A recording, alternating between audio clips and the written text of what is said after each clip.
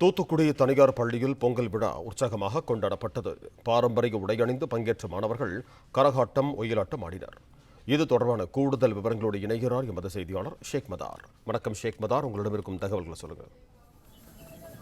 தமிழகம் முழுவதும் தைப்பொங்கல் தமிழ் பொங்கல் திருநாள் பள்ளி மற்றும் கல்லூரிகளில் சிறப்பாக கொண்டாடப்பட்டு வருகிறது. அந்த வகையில் தூத்துக்குடி மில்லர் பகுதியில் உள்ள விகாசா பள்ளியில் தமிழர் திருநாள் பொங்கல் திருவிழா பாரம்பரிய நெறிமுறையில் கொண்டாடப்பட்டது.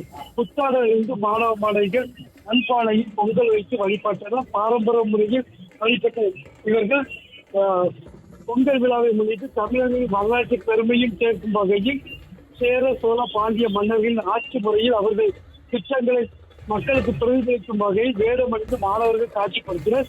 இது மட்டும் இல்லாமல் தமிழக கலாச்சாரத்தை வெளிப்படுத்தும் வகையில் கரகாட்டம், தப்பாட்டம், ஒயிலாட்டம், பொய்க்கால் குதிரை உள்ளிட்ட பல்வேறு கலை நிகழ்ச்சிகளும் நடத்தப்பட்டது. இதில் சுமார் 200க்கும் மேற்பட்ட மாணவ மாணவிகள் கலந்து கொண்டு கலை நிகழ்ச்சியில் ஈடுபட்டனர்.